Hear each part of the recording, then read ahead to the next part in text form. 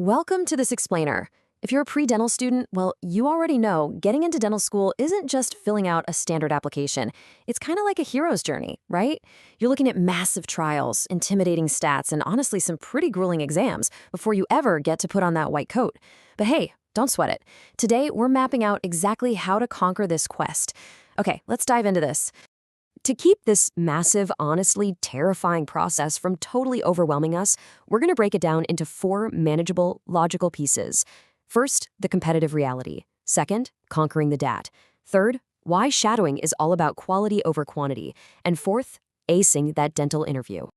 All right, let's step right up to Pillar 1, the competitive reality. Consider this the very first dragon our hero has to face. And I'm going to start with a little bit of realistic tough love here. 1%. Seriously, 1%. If you're an international student applying to Western University's dental program, your admission success rate is literally 1%. They have 56 seats in total, and just 4 of those are reserved for international applicants out of hundreds and hundreds of applications. The reality we have to face is that dental school is hands down one of the most fiercely competitive educational paths in all of North America. And this brilliantly illustrates what you're up against, both academically and financially. Whether you're looking at Harvard in the US or the University of Toronto in Canada, the average GPA for accepted students sits at a stellar 3.85. Now, a lot of university websites, they'll say their minimum required GPA is an 80%, but please don't let that fool you. The actual GPA of accepted students usually averages somewhere between 88% and 96%. And the cost? Wow. U of T is around $106,000 a year for international students, and Western is right up there at $113,000 a year. So yeah, it is a massive investment of both your intellect and your capital. Now, if you are an international student, take a breath. There is some hope. Pathway programs, like the ILAC University Pathway, offer an award-winning route to help navigate higher education in Canada. But, and this is a big but, you have to be incredibly strategic. While these pathway programs are fantastic, you absolutely need to know your target school's exact policies.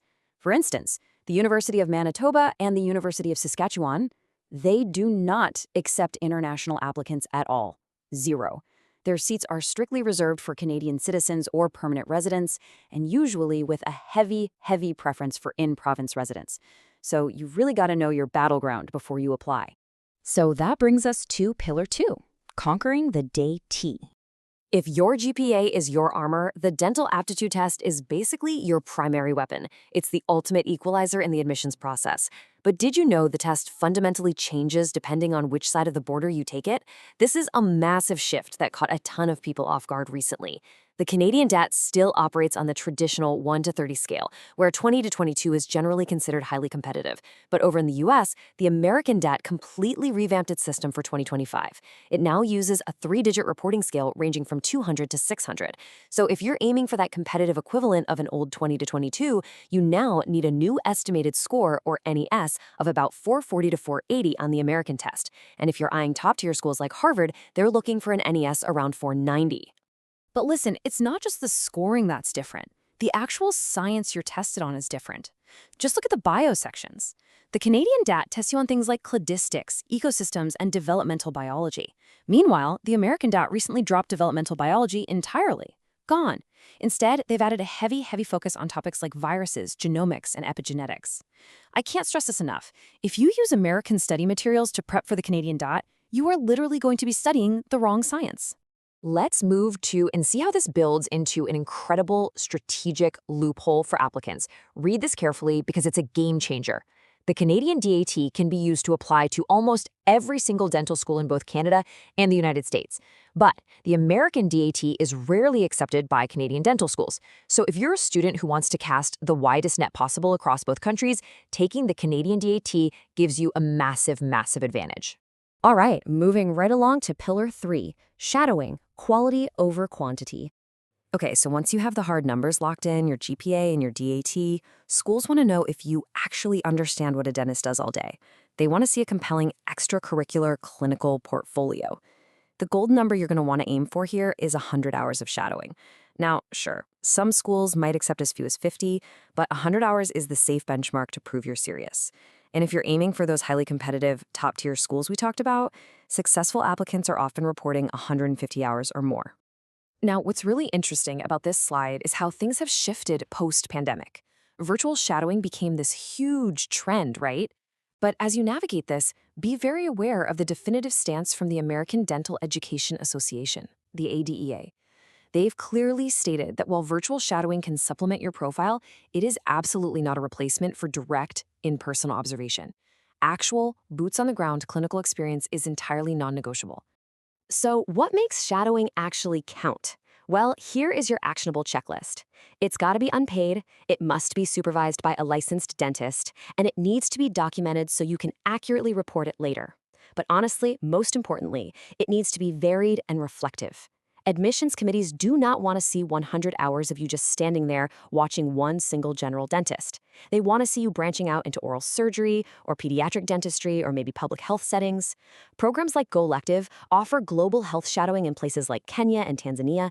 And let me tell you, that kind of exposure to entirely different health systems and cultural approaches to oral health, that is exactly the kind of varied, reflective experience that makes an application literally leap off the page. And finally, we arrive at Pillar 4, acing the dental interview. You've passed the academic trials, you've put in the clinical hours, and now they've actually invited you into the room. This is the final gauntlet. This is where you prove you have the human element, the maturity, and the interpersonal skills to actually treat real patients. But you have to be prepared for the fact that dental schools use wildly different interview formats. You might get a relaxed, conversational one-on-one. You might face a panel where you're engaging multiple faculty members at once. You might have to use a platform like Kira Talent to submit pre-recorded video responses. Or you might face the dreaded MMI, multiple mini-interviews. Schools like McGill use this format where you rotate through collaborative tasks or ethical scenarios, and you only get about 8 minutes per station to prove your quick thinking and communication skills. It's intense. So how on earth do you handle behavioral questions in these super high-pressure environments? Well, when they look at you and say, "Tell me about a time you failed," you lean on this framework, the STAR method. That stands for situation, task, action, result. You concisely set the scene, you explain your specific responsibility, you detail the exact actions you took, and you end with the outcome. So the crucial point is that you must always focus on measurable results and what you learned. It's like magic. It turns a rambling, nervous answer into a tight, structured, professional narrative. You also need to show that you aren't just looking at the past, but that you're actively looking toward the future of the profession. Interviewers love to ask about the future of dentistry, so equip yourself with knowledge on current industry trends. Casually drop terms like digital imaging, teledentistry, and evidence-based practice into your conversation. Doing that proves you're already thinking like a modern, forward-thinking medical professional, and not just a student trying to pass a test. We've covered the brutal 1% acceptance rates, the complexities of the new DAT scoring, the 100-hour shadowing benchmark, and the STAR method for acing your interview. You have the roadmap, you know the stats, and you understand the trials ahead. So I'll leave you with this final, very important question.